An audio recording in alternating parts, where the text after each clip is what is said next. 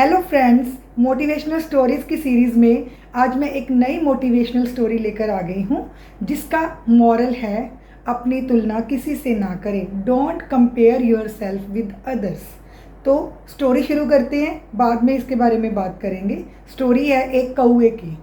कौवे को हमेशा परेशानी रहती है, शिकायत रहती है भगवान से कि भगवान मुझे इतना काला बनाया, मुझे कोई देखना पसंद नहीं करता, कोई मुझे घर में रखना पसंद नहीं करता, कोई मेरे साथ बात नहीं करता, मुझे क्या है सिर्फ श्राद्ध के दिनों में पूछा जाता है मरे हुए लोगों का खाना खिलाने के लिए। तो भगवान एक बार उसकी बात सुन लेते हैं और उससे कहते हैं कि बता तुझे क्या बनना है, तुझे मुझसे शिकायत क्यों है। तो कौवा बताता है कि मुझे शिकायत है कि मैं इतना काला हूँ। तो भगवान कहते हैं कि बता तुझे कैसा बनना है। तो वो कहता है कि मुझे हंस जैसा बनना है। तो भगवान कहते हैं कि जाओ मैं तुम्हें हंस जैसा बना दूंगा, लेकिन एक बार जाकर हंस से मिलकर आओ और उससे बात करके आओ। तो कौवा हंस से मिलने के लिए जाता है। तो हंस जो है वो पानी में तैर रहा होता है। कौवा उसके पास जाकर कहता है कि तुम्हारे तो मज़े हैं, तुम सारा दिन पानी में रहते हो, इंजॉय करते हो अपनी लाइफ को, इतने सफ़ेद हो, इतने सुंदर हो। तो कौवा वहाँ पर रो पड़ता है और कहता है कि मेरी कोई लाइफ नहीं है, पानी के बाहर नहीं आता मैं, और क्या होता है कि लोगों के घरों में नहीं रह सकता मैं। दूसरी बात कि पानी का रंग जैसा है मैं वैसा ही हूँ, दिखाई भी नहीं देता कई बार।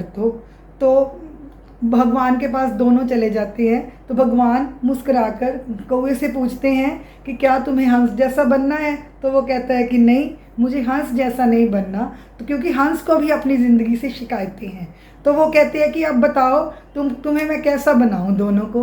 तो वो कहते हैं कि हमें मोर जैसा बनना है। मोर कितना सुंदर है और हमारा रंगीन है, रंगदार है, हमें देखने में अच्छा लगता है। जब वो ऐसे पंख फैलाता है तो बहुत ही सुंदर लगता है। तो भगवान उन दोनों से कहते हैं कि जाओ एक बार पहले मोर से मिलकर आओ। तो वो दोनों मोर के पास जाते हैं और मोर से कहते हैं कि देखो तुम कितने सुंदर हो और हमें भगवान ने कैसा बनाया है। तो इस पर क्या होता है, मोर भी रोने लगता है और कहता है कि देखो मैं सुंदर हूँ, लेकिन मुझे मारकर शिकारी लोग मेरे पंखों का सौदा करते हैं, उन्हें बेचते हैं और पैसे कमाते हैं। मेरा जीवन हर समय खतरे में रहता है, कभी भी ऐसा नहीं हुआ कि मैं अपनी शांति से अपना जीवन बिता सकूं। तो तीनों फिर मिलकर भगवान के पास जाते हैं। भगवान कहता है कि अब क्या हुआ। तो वो कहते हैं कि मोर को भी अपनी जीवन से शिकायतें हैं, तो हमें तोते जैसा बना दो। तो भगवान कहते हैं कि जाओ एक बार सभी जाकर तोते से मिलकर आओ। सभी जाते हैं तोते के पास।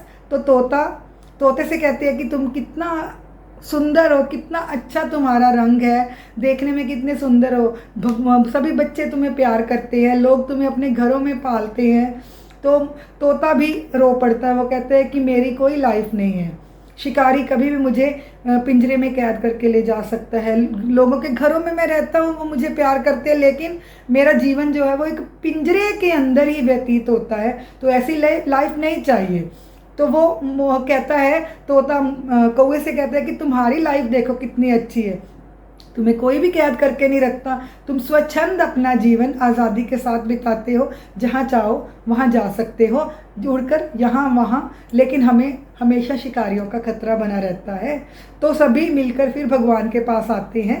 तो भगवान कहता है कि देखो हम सभी के जीवन में कोई ना कोई शिकायतें हैं, सभी का जीवन पूर्ण नहीं है, तो ऐसा हो भी नहीं सकता, कभी कोई दूसरे जैसा नहीं बन सकता। हर एक अपने आप में अलग है, यूनिक हो। भगवान ने तुम्हें जैसा बनाया है, तुम्हारे जैसा कोई दूसरा नहीं है।